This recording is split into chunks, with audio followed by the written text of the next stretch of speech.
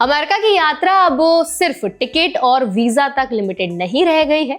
आज की तारीख में यूएस पहुंचते ही कई ट्रैवलर्स को एक्स्ट्रा क्वेश्चनिंग, लंबी चेकिंग और कभी कभी घंटों तक एयरपोर्ट पर रोके जाने का सामना करना पड़ रहा है। तो इस वीडियो में आज हम समझेंगे कि यूएस एयरपोर्ट्स पर स्क्रीनिंग क्यों बढ़ रही है, किन लोगों को ज्यादा रिस्क है, इंटरनेशनल स्टूडेंट्स, वर्कर्स और टूरिस्ट को किन बातों का एक्स्ट्रा ध्यान रखना है, और अगर किसी को अनफेयर तरीके से रोका जाए तो क्या क्या ऑप्शंस अवेलेबल हैं। तो चलिए फिर जल्दी से वीडियो को स्टार्ट करते हैं। हाय, मेरा नाम है वर्षा दुबे और आप मुझे देख रहे हैं एनबीटी टेक एड पर।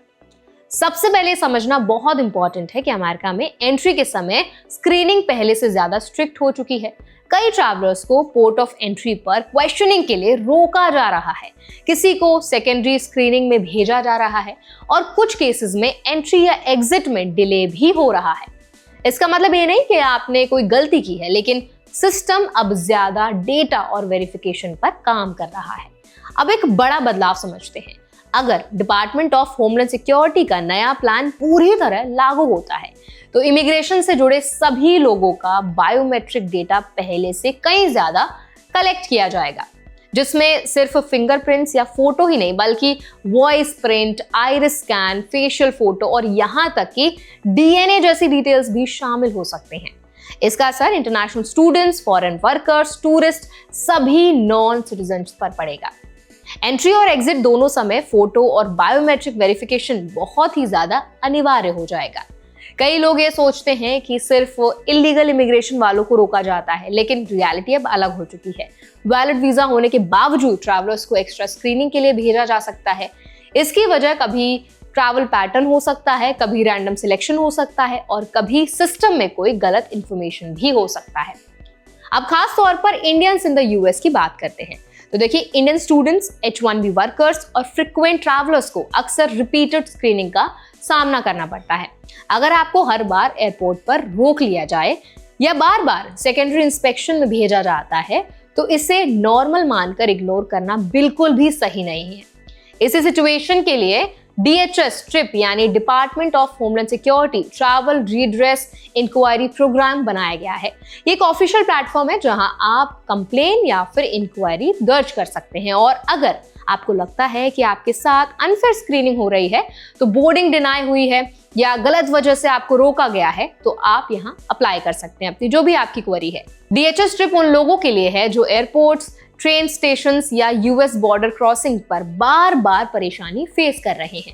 यहाँ आप रिक्वेस्ट डाल सकते हैं ताकि सिस्टम में अगर कोई गलत जानकारी है तो उसे करेक्ट किया जा सके। अगर आप DHS ट्रिप में रिक्वेस्ट डालते हैं तो प्रोसेसिंग फास्ट करने के लिए आपको डिटेल्स पूरी देनी होंगी, जैसे कि आपको कब और कहां स्क्रीनिंग के लिए रोका गया, किस एयरपोर्ट पर इशू हुआ और कितनी बार ऐसा हुआ है। अगर आपको लगता है कि किसी पुराने इंसिडेंट की वजह से हो रहा है ये, तो उस इंसिडेंट का पूरी तरीके से एक्सप्लेनेशन देना बहुत जरूरी होता है।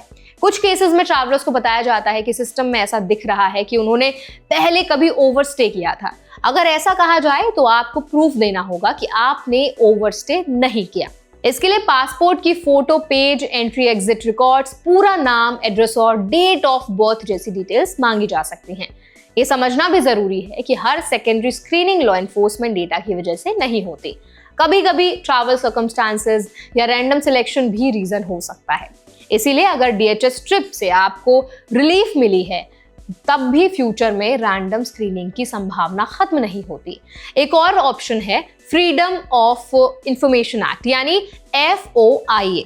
इसके तहत आप ये रिक्वेस्ट कर सकते हैं कि CBP यानी कि कस्टम्स एंड बॉर्डर प्रोटेक्शन के पास आपके बारे में क्या रिकॉर्ड्स हैं।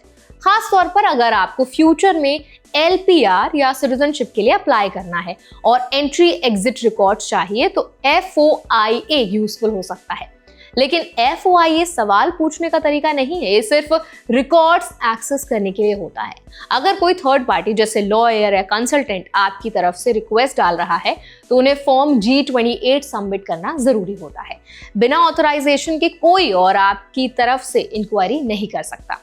अब सबसे जरूरी हिस्सा, इंडियंस को क्या सावधानी बरतनी है। तो सबसे पहले ट्रैवल करते वक्त डॉक्यूमेंट्स पूरे और अपडेटेड रखें। दूसरा, ट्रैवल हिस्ट्री क्लियर रखें और ओवरस्टे या स्टेटस वायलेशन से बचें। तीसरा, एयरपोर्ट पर काम रहे, सवालों का क्लियर और ऑनेस्ट आंसर दें। चौथा, अगर बार बार इशू हो रहा है तो DHS ट्रिप को इग्नोर ना करें। आज के समय में यूएस ट्रैवल सिर्फ जर्नी नहीं बल्कि वेरिफिकेशन प्रोसेस बन चुका है। अगर आप प्रिपेयर्ड हैं, इन्फॉर्म्ड हैं और सही चैनल्स का इस्तेमाल जानते हैं तो अननेसेसरी स्ट्रेस से आप बच सकते हैं।